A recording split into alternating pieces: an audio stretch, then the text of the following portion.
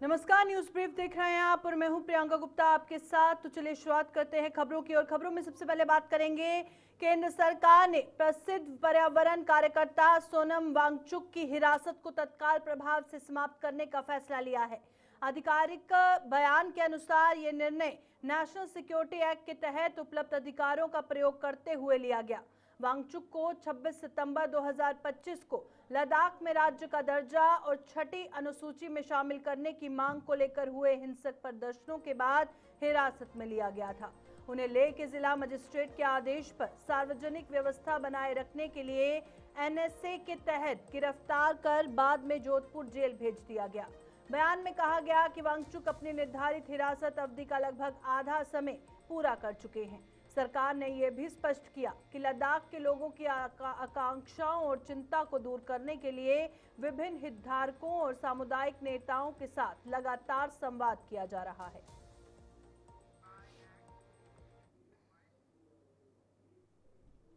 देश भर में शनिवार को राष्ट्रीय लोक अदालतों का आयोजन किया गया, जिनमें लंबे समय से लंबित पड़े मामलों का आपसी सहमति से निपटारा कर लोगों को बड़ी राहत पहुंचाई गई।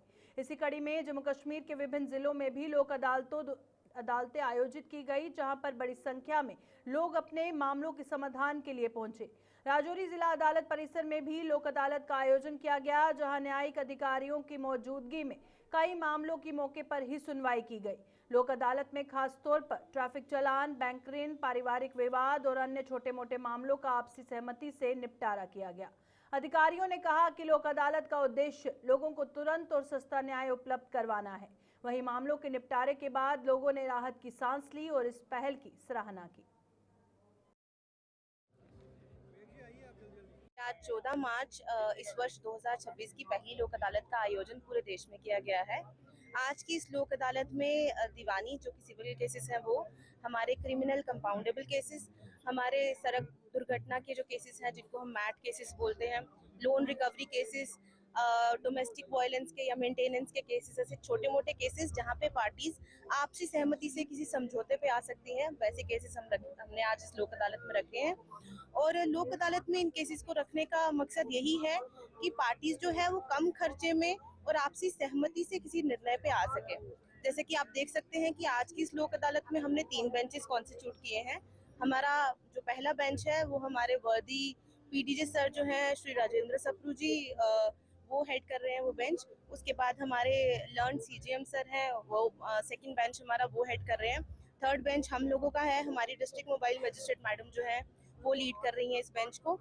तो हमारे आज की इस लोक अदालत का यही पर्पस है कि जो लोग हैं वो खुद आगे आए और जो इतना लंबा प्रोसेस है उसको थोड़ा सा कर्टेल करके हम डिसीजंस जो है वो अपने हाथ में लेके कर सके। Thank you so much. आज जो ये हमने आज यहाँ पे आप देख रहे हैं लोक अदालत लगी हुई है, ये इस साल की पहली नेशनल लोक अदालत है। ये सारी कंट्री में आज नेशनल लोक अदालत का इनॉग्रेशन हुआ है, हर जगह आज लोक अदालत हो रही है।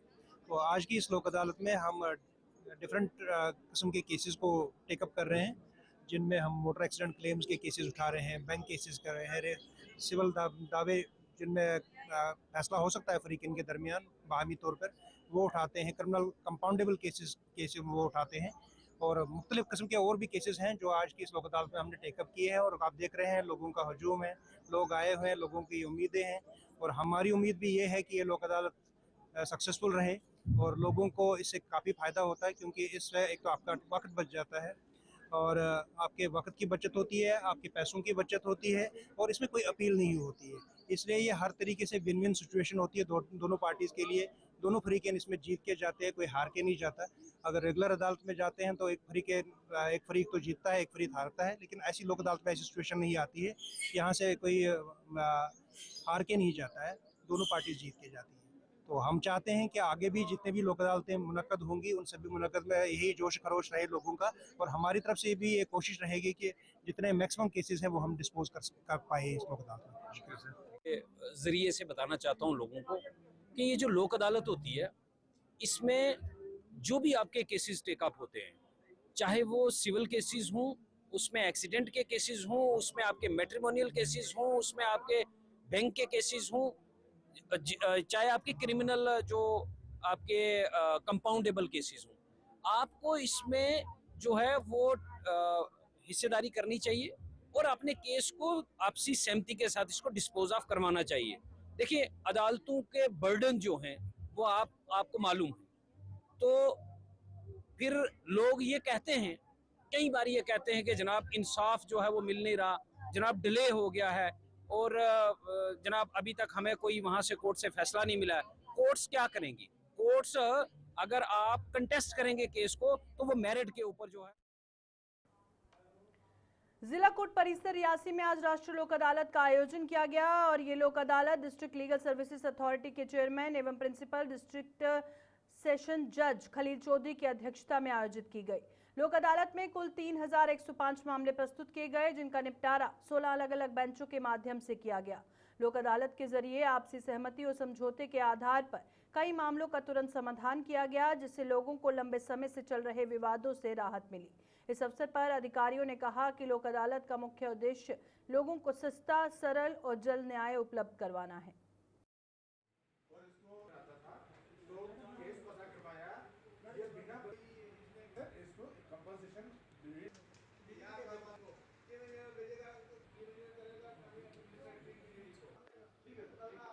मैं चाहता हूँ कि फार फ्लंग एरिया में लोगों को अवेयरनेस हो, लीगल अवेयरनेस हो कि उनके राइट्स क्या हैं, लीगल उनके उनका हमसे क्या मदद ले सकते हैं। हमारे पास डिफेंस कौशल भी है, अगर कोई किसी के पास वकील ना हो तो हम दे सकते हैं उनको। हमारे पास वकील कोई भी, अगर किसी गरीब वो SC के लिए कोई भी हो तो उसको भी आ सकता है। तो उसके बाद जो है जो बिलो पॉवर्टी लाइन है वो भी लगा सकते हैं, और जो जेल के अंदर कोई भी हो, जेल के अंदर कोई भी हो वो हमारी मदद से हमसे ले सकता है, हमसे वकील ले सकता है, फ्री वकील मिलेगा। हमारे पास 6-7-8 वकील हैं जो फ्री में हम। सुरनकोट में आज तहसील लीगल सर्विसेज कमेटी द्वारा राष्ट्रीय लोक अदालत का आयोजन किया गया। इस लोक अदालत की अध्यक्षता तहसील लीगल सर्विसेज कमेटी सुरनकोट के चेयरमैन एवं सब जज सुरनकोट सुरेंद्र कुमार थापा ने की। लोक अदालत के दौरान विभिन्न प्रकार के लंबित मामलों को सुनवाई के लिए प्रस्तुत किया गया, जिनमें से कई मामलों का आपसी सहमति और समझौते के माध्यम से निपटारा किया गया। इस पहल से पक्षकारों को तुरंत सस्ता और सुलभ न्याय प्राप्त करने में मदद मिली और कार्यक्रम का उद्देश्य लोगों को वैकल्पिक विवाद समाधान के माध्यम से न्याय उपलब्ध करवाना और अदालतों से में लंबित मामलों के बोझ को कम करना है।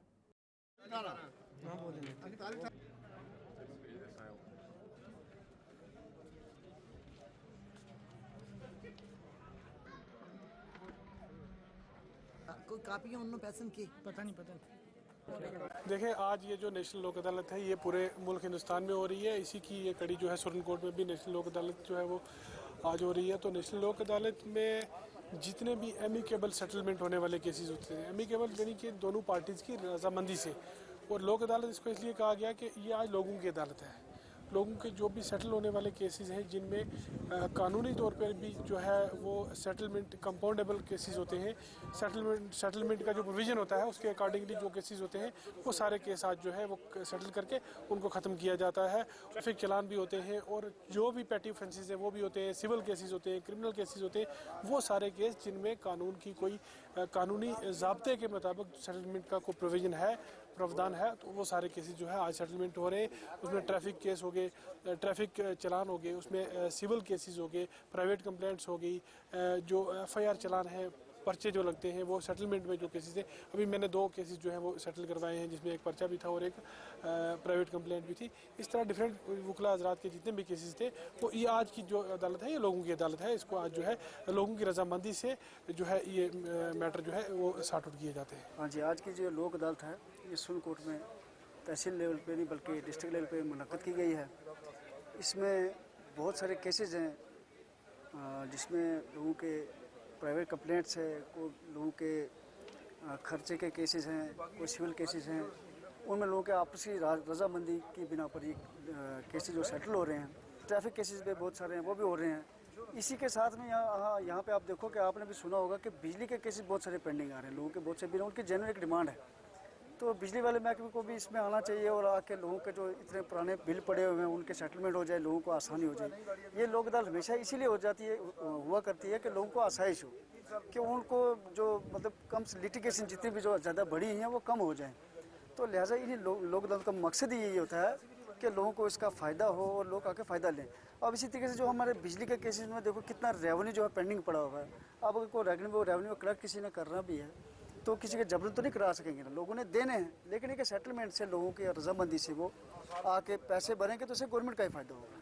तो ऐसी लोक अदालतें जो ये इस वक्त तो महीने एक महीने में होती है, लेकिन 15 दिनों में भी हो तब भी ये बहुत अच्छा है और लोगों के हक में है।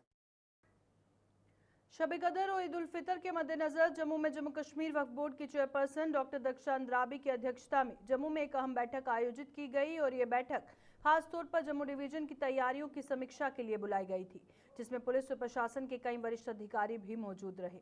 डॉक्टर दक्षा अंद्राबी ने बताया कि बैठक के दौरान अधिकारियों को निर्देश दिए गए हैं कि त्योहारों के दौरान लोगों को किसी भी तरह की परेशानी ना हो। उन्होंने कहा कि खास तौर पर बिजली, पानी और अन्य जरूरी सुविधाओं की बेहतर व्यवस्था सुनिश्चित करने को कहा गया है और इसके साथ ही सुरक्षा के भी कड़े इंतजाम किए गए हैं ताकि लोग शांति और सुकून के साथ इबादत कर सके।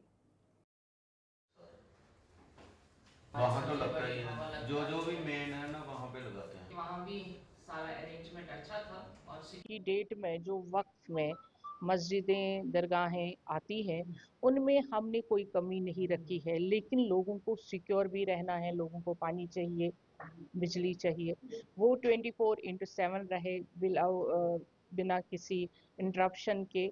वो हमने ऑफिशियल्स से बात की और ऑफिशियल्स ने बता दिया कि इसमें कोई खलल नहीं रहेगी, कोई कमी नहीं रहेगी, क्योंकि ये ईद बड़ा एक मंथ रमज़ान के फास्टिंग के बाद ये ईद मनाई जाएगी, तो इसमें लोगों का बड़ा हुजूम भी रहता है, लोगों के लिए बड़ी परेशानी भी रहती है, तो वो सारी परेशानियां दूर हो जाए, इसी के लिए मीटिंग थी। देखिए, सिक्योरिटी की तरफ से बहुत ही अच्छे बंदोबस्त रहेंगे, सिक्योरिटी में कभी चूक नहीं होती है। और कल भी आपने देखा कि दरगाह शरीफ में हज़रत बल में कश्मीर में 1.5 लाख लोगों ने नमाज अदा की, जुम्मतुल विदा की, और यहाँ भी जितनी भी हमारी मौसिक़स हैं वहाँ भी बड़ी बड़ी इज्तिमा हुए। और ईद के दिन भी जो ईदगाह में नमाज होगी, हम आज वहाँ खुद भी जाएंगे, ईद की जो नमाज होगी वो अच्छे तरीके से होगी, हमारी तरफ से सारी प्रिपरेशन है, सिक्योरिटी की तरफ से भी कोई चौंक नहीं होती है, हमने हमेशा देखा, और सिक्योरिटी की तरफ से हमें पूरा आश्वासन है कि किसी भी ईरान इजराइल युद्ध के बीच ईरान द्वारा भारत को तेल और गैस टैंकर लाने की अनुमति दिए जाने पर बीजेपी विधायक श्यामलाल शर्मा ने प्रधानमंत्री नरेंद्र मोदी की विदेश नीति की सराहना की। उन्होंने कहा कि प्रधानमंत्री मोदी पहले भी कई बार कमाल करके दिखा चुके हैं और अब 2 गैस टैंकर जल्द ही भारत पहुंचने वाले हैं। उन्होंने कहा कि विपक्ष द्वारा प्रधानमंत्री की विदेश यात्राओं पर उठाए जा रहे सवाल बेबुनियाद हैं। शर्मा के अनुसार युद्ध जैसे हालात के बावजूद अगर भारत को ईरान से सहयोग मिल रहा है तो ये प्रधानमंत्री की सक्रिय कूटनीति और विदेश यात्राओं का परिणाम है। उन्होंने कहा कि ईरान और भारत के बीच पुराने व मजबूत रिश्ते हैं जो आगे भी कायम रहेंगे। ये हमारी जो कूटनीति है और जो जाती तौर देश के तो होते ही होते हैं, एक एक्सटर्नल पॉलिसी होती है और उसमें जो हमारी थिकनेस हुई है, खासकर जो गल्फ के कंट्रीज या दूसरे कंट्रीज के साथ, पहले भी मोदी जी ने ये कमाल करके दिखाया है। लेकिन अब आप देखिएगा कि कल उन्होंने सिर्फ 2, ये तेल के टैंकर नहीं, ये एलपीजी गैस के टैंकर है जिसकी हमें रिक्वायर, तो वो 2 टैंकर सिर्फ भारत के उन्होंने छोड़े हैं और मुझे लगता है कि आपको बहुत जल्द खबर मिलेगी कि बाकी वालों को भी वो छोड़ रहे हैं। मुझे ये बताइए, विपक्ष तो बहुत कुछ कह रहा है, फिर तो ईरान जो है वो हमारे साथ क्यों इस किस्म के कमिटमेंट जो इस समय और कितना भयंकर वहाँ पे युद्ध हो रहा है, उसके बाद भी वो हमारी एक्सटर्नल अफेयर मिनिस्टर और मिनिस्ट्री को रिस्पांस कर रहा है। और ये तो कहीं ना कहीं तो वो आदरणीय मोदी जी का और हिंदुस्तान का लिहाज तो है। अगर उनके विपक्ष के कहने पर जाना हो कि मोदी जी इसराइल गए और 48 घंटे के बाद जंग होगी, अब इनसे थोड़ा सर्टिफिकेट लेना है, वो दूसरे कंट्री दे रहे हैं कि हमारी विदेश नीति क्या है। अगर आप इतिहास में जाएंगे तो आज से 5,000 वर्ष पहले भी उनके साथ ये भारतवर्ष के रिश्ते रहे और बड़ी घनिष्ठ रिश्ते रहे हैं, रिश्तेदारियां भी रही हैं। अगर आप महाभारत में देखेंगे तो ये उसकी सभ्यता है और भारत भी की भी परंपरा और सभ्यता है। और जो सभ्यता वाले कंट्री होते हैं, मैं यही कहूंगा कि एक तो स्टॉकिस्ट को जो स्टॉक नहीं होना चाहिए, उसके लिए गवर्नमेंट को जो भी कदम लेना पड़े। लेकिन यहाँ की हमारी जनता जनार्दन भी बड़ी सचेत है, तो हमें जियो और जीने दो वाली अप्रोच होनी चाहिए। कहीं भी मुझे नहीं लगता है कि पुंछ जिला पुलिस तो स्थानीय लोगों ने शहीद डीएसपी मंजीत सिंह की 23वीं बरसी पर उन्हें भावभीनी श्रद्धांजलि अर्पित की। उनकी बहादुरी और सेवाओं को भी याद किया।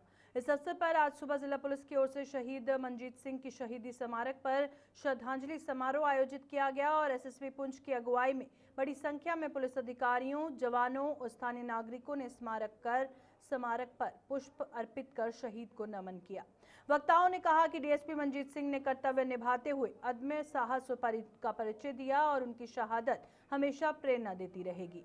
गौरतलब है कि डीएसपी मंजीत सिंह वर्ष 2003 में पुंछ में हुए एक आतंकी हमले के दौरान आतंकियों से बहादुरी से मुकाबला करते हुए शहीद हो गए थे। लोग जानते हैं कि आज शहीद मंजीत सिंह डीवाईएसपी की 23वीं यौम शहादत है।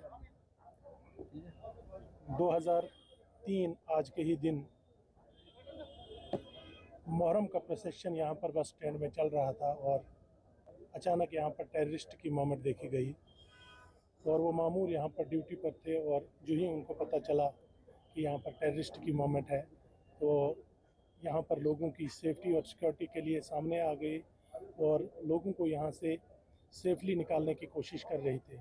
इस दौरान टेररिस्ट जो सामने आनंद होटल है, आप देखते हैं कि यहाँ पर छुपे हुए थे, उन्होंने उन पर गोलियाँ बरसाई और वो ऑन स्पॉट शहीद हो गए। उनके साथ हमारे एक और जवान मनोहर लाल शहीद हो गए। लोगों की सेफ्टी और सिक्योरिटी के लिए J&K पुलिस हमेशा सामने होती है और शहीद मंजीत सिंह ने उसका सबूत दे दिया। J&K पुलिस हमेशा से ही टेररिस्ट के खिलाफ लड़ती रही है और लड़ती रहेगी। आज का दिन यहाँ पर इनको श्रद्धांजलि देने के लिए हम सब लोग यहाँ पर आए हुए हैं ताकि उनको याद करें, अपने शहीदों को याद करें। इससे पुलिस का भी एक मोरल बढ़ता है और एक लोगों में भी जो यहाँ के सीनियर सिटीजन्स हैं या आवाम है हमेशा इन चीज़ों में हमारे साथ साथ रहते हैं। मैं सब लोगों का शुक्रिया करता हूँ कि जो यहाँ पर आ गए और श्रद्धांजलि देने के लिए शामिल हो गए। मंजीत सिंह बहादुर ऑफिसर जो कि आज से 23 साल पहले हमारे बीच से जो हैं शहीद हो गए थे। जब यहाँ पर डीएसपी मंजीत सिंह साहब को पता चला कि यहाँ पर एक आतंकवादी छिपा हुआ है, खबर मिलते ही दौड़ते हुए यहाँ पर आए। उस आतंकवादी ने जो है पुलिस की वर्दी पहनी हुई थी, धोखे से जो है हमारे डीएसपी मंजीत सिंह जो और उनके साथ जो 7 लोग और जो है यहाँ पर शहीद हुए। मैं डीएसपी मंजीत सिंह साहब को सच्ची श्रद्धांजलि जो है आज अर्पित कर रहे हैं। हर साल हम यहाँ पर डीएसपी मंजीत सिंह मार्ग पर बस स्टैंड पर जो है उनकी पुंछ के chief education officer Mukhtar Manhas ने आज district institute of education and training का दौरा कर वहां चल रही शिक्षकों की प्रशिक्षण कक्षाओं का निरीक्षण किया। इस दौरान उन्होंने कक्षाओं में जाकर प्रशिक्षण कार्यक्रमों और शिक्षण प्रक्रिया का बारीकी से जायजा लिया। सीईओ ने प्रशिक्षकों और शिक्षकों के साथ बातचीत कर विभिन्न शैक्षणिक मुद्दों पर चर्चा की तथा उन्हें अपने पेशेवर जिम्मेदारियों को पूरी निष्ठा और समर्पण के साथ निभाने की सलाह दी। उन्होंने कहा कि गुणवत्तापूर्ण शिक्षा प्रदान करना समय की सबसे बड़ी जरूरत है और इसके लिए शिक्षकों की भूमिका बेहद अहम है। उन्होंने प्रशिक्षण कार्यक्रमों को और प्रभावी बनाने के लिए आवश्यक सुझाव भी दिए। लेकिन मैं खुशनसीब हूँ एज इंचार्ज डाइट प्रिंसिपल कि हमने 100 टीचरों को रखा था, लेकिन हमारे पास जो तादाद है वो 250 से 300 तक जो है वो टीचरों ने पार्टिसिपेट इसमें किया है। और इसमें हमने डिफरेंट डिपार्टमेंट के जो ऑफिसर थे उनको बुलाया। जैसे मेंटल हेल्थ के लिए हमने सीएमओ पुंछ साहब से गुजारिश करके डॉक्टर रूबी नाज को बुलाया। इसी तरह हमने अपने एजुकेशन डिपार्टमेंट से इनको हायर एजुकेशन से प्रोफेसर शमीम बांडे साहब को बुलाया जिन्होंने मॉरलिटी पर लेसन दिया। इसी तरह हमने हनीफ साहब जो डिस्ट्रिक्ट एजी ऑफिसर पुंछ हैं उन्होंने इस पर दिया, अकाउंट्स के ऊपर दिया। इस तरह डिफरेंट किस्म के जो स्किल थे उन सब के ऊपर आज कम्युनिकेशन स्किल के लिए हमारे साथ आए हुए हैं सीनियर लेक्चरर हारून साहब आए हुए हैं, तो ये भी अपना आज लेसन देंगे। इसी तरीके से ये जो मैंने आज देखा, मैं बड़ा खुश हूँ कि तमाम लोगों ने बड़े अच्छे तरीके से पार्टिसिपेट किया और यहाँ बड़ा वो उस तरीके से हमारा सबसे पहले हमारी मॉर्निंग असेंबली का प्रोग्राम हुआ, उसमें पहल हुई, परेड के बाद हमने नेशनल एंथम जो है वो गाया गया, फिर उसके बाद प्रोग्राम हुआ, एक्सरसाइज हुई, ये सब लोगों ने पार्टिसिपेट की और इसमें हम लोगों ने भी पार्टिसिपेट की। इस तरह के प्रोग्राम मैं डाइट पूंछ से ये इल्तमास हूँ जो यहाँ के इंचार्ज हैं कि इस तरह के अक्सर प्रोग्राम जो हैं वो ऑर्गेनाइज किए जाएं, ताकि ये जो बात है ये कम से कम हमारे बच्चों तक पहुँचे और बच्चों तक ये लोग इन्होंने वादा किया कि ज़्यादा से ज़्यादा कोशिश करेंगे हम इसको इम्प्लीमेंट करने की।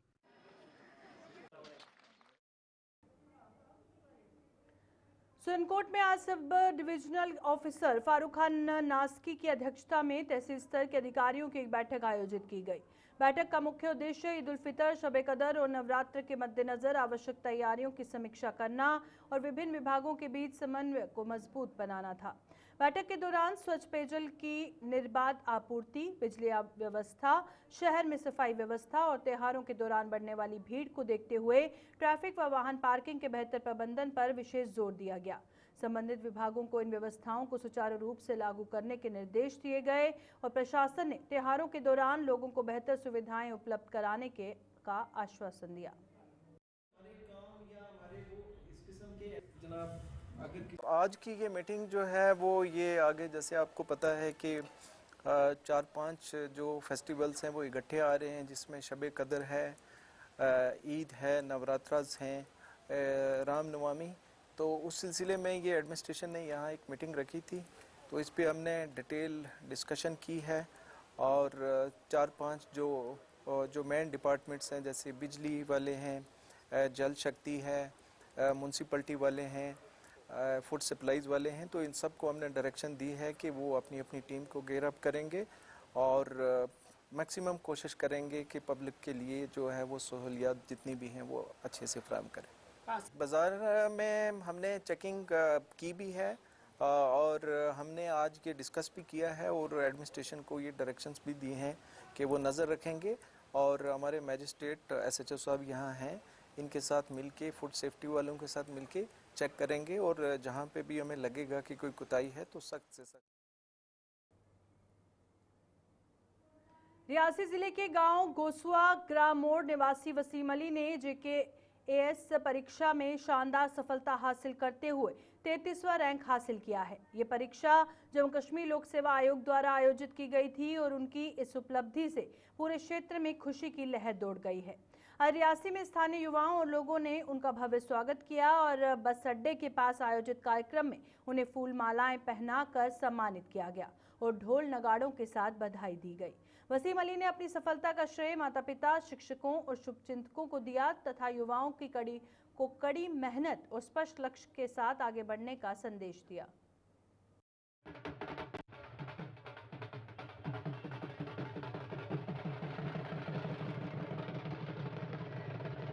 सबसे पहले मैं गवर्नमेंट को श्रेय देना चाहता हूँ कि उन्होंने काफ़ी सपोर्ट दी है from scholarship from school itself and secondly to my parents who have supported me. Parents को मैं काफ़ी सपोर्ट देने की पेरेंट्स को श्रेय दूंगा, क्रेडिट दूंगा। एंड थर्डली माय फ्रेंड्स, मेरे फ्रेंड्स ने मेरे काफ़ी सपोर्ट किया, मेरे काफ़ी फ्रेंड्स जो है मेरे साथ ही हैं आज, तो इनका योगदान काफ़ी रहा है, मतलब बहुत ज़्यादा योगदान रहा है इनमें। उनमें भी स्पेशल अगर मैं मेंशन करूँ तो मेरे फ्रेंड नहीं है, मतलब एक kind of godfather type है जोगिंदर भैया। उन्होंने काफ़ी सपोर्ट किया मेरे को financially and when there was a time when I was lacking the financial backup he was the one जिसने सपोर्ट की मेरे को। काफ़ी मतलब मैं उनके लिए रिस्पेक्ट और काफ़ी उन्होंने सपोर्ट की मेरे को। सर चुनौतियाँ तो हमेशा से रही हैं, चुनौतियों को मैं बहुत हंसी से स्माइल से देखता हूँ। फैमिली की सपोर्ट काफ़ी रहती है, इमोशनली अभी काफ़ी मैच्योर हो गया हूँ, तो चुनौतियाँ मतलब पार्ट बन गई लाइफ का। तो चुनौतियों और ख़ासकर रैसी की मैं चाहता हूँ कि मतलब कम से कम जिस मुकाम तक मैं पहुँचा हूँ एटलीस्ट यहाँ से 10 बच्चे और निकले, एटलीस्ट आने वाले 2-3 सालों में निकले। अभी तो मतलब पुंछ की मेंढा सब डिवीजन में इन दिनों एलपीजी गैस की भारी किल्लत देखने को मिल रही है, जिससे स्थानीय लोगों को काफी परेशानियों का सामना करना पड़ रहा है। गैस एजेंसियों के बाहर खाली सिलेंडर लेकर लोगों की लंबी कतारें लगी हुई हैं और कई उपभोक्ताओं को घंटों इंतजार करने के बाद भी सिलेंडर नहीं मिल पा रहा। स्थानीय निवासियों का कहना है कि पिछले कुछ दिनों से गैस की आपूर्ति काफी कम हो गई है, जिसके कारण घरों में खाना बनाना तक मुश्किल हो गया है। खासतौर पर पवित्र रमजान के महीने में गैस की मांग बढ़ने से समस्या और गंभीर हो गई है। लोगों का कहना है कि अमेरिका, इजरायल और ईरान के बीच चल रहे तनावपूर्ण हालात के कारण सप्लाई चेन प्रभावित होने की भी आशंका है। स्थानीय लोगों ने प्रशासन और गैस वितरकों से जल्द नियमित आपूर्ति सुनिश्चित करने की मांग की, ताकि आम जनता को राहत मिल सके।